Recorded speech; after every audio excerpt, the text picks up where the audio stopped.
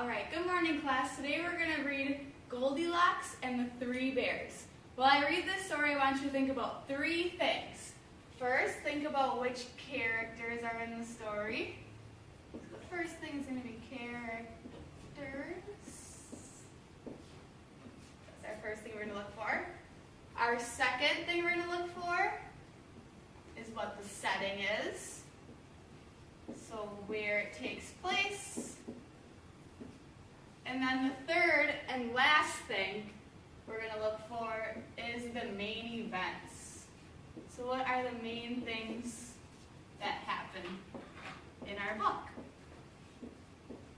Okay, so remember those three things while I read Goldilocks and the Three Bears.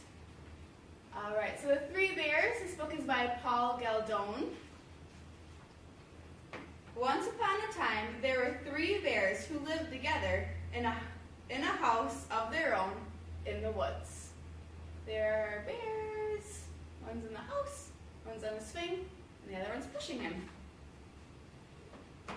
One of them was a little wee bear. One was a middle-sized bear, and the other was a great big bear. They each had a bowl of their own porridge. The little wee bear had a little wee bowl. The middle-sized bear had a middle-sized bowl, and the great big bear had a great big bowl. They each also had their own chair to sit in.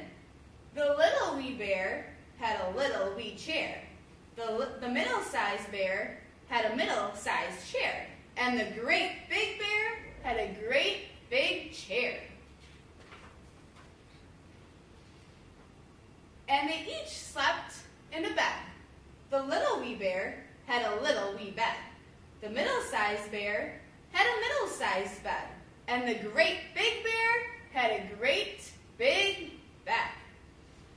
One morning, the little bears had porridge for breakfast and poured it into their bowls. But it was too hot for them to eat, so they decided to go for a walk in the woods until it cooled down. While the three bears were walking, a little girl named Goldilocks came to their house.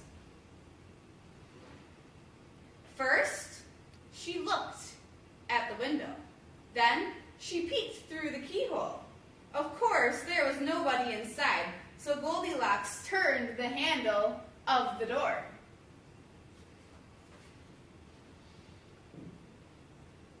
The door was not locked because the three bears were trusting bears. They did no one any harm and never thought anyone could hurt them. So Goldilocks opened the door and went right in. There was the porridge on the table. It smelled oh so very good. Goldilocks didn't stop to think whose porridge it was. She went straight to it.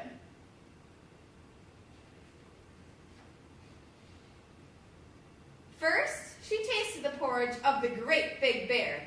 It was too hot. Then she tasted the porridge of the middle-sized bear, but it was too cold. Then she tasted the porridge of the little wee bear. It was neither too hot nor too cold, but it was just right. Goldilocks liked it so much that she ate it all up. There were three chairs. First, she sat in the chair of the great big bear, but it was too hard. Then she sat in the chair of the middle-sized bear, but it was too soft. Then she sat down in the chair of the little wee bear. It was neither too hard nor too soft, but it was just right. Goldilocks liked it so much that she rocked, and the bottom of the chair fell out. Down she went, plop, right onto the floor. Goldilocks went into the bedroom where the three bears slept. First, she lay down in the bed of the great big bear, but it was too high at head for her. Then she lay down upon the bed of the middle-sized bear, but it was too high at the feet for her. Then she lay down upon the bed of the little wee bear. It was neither too high at the head nor too high at the foot, but liked it so much that she covered herself up and fell right asleep. By this time, the three bears thought their porridge would be cool enough, so they came home for some breakfast. Goldilocks had left the spoon of the great big bear in his porridge bowl. He noticed it first thing. "Somebody has been tasting my porridge," said the great big bear in his great big voice. Goldilocks had left the spoon of the middle-sized bear in her porridge too. "Somebody has been tasting my porridge," said the middle-sized bear in her middle-sized voice.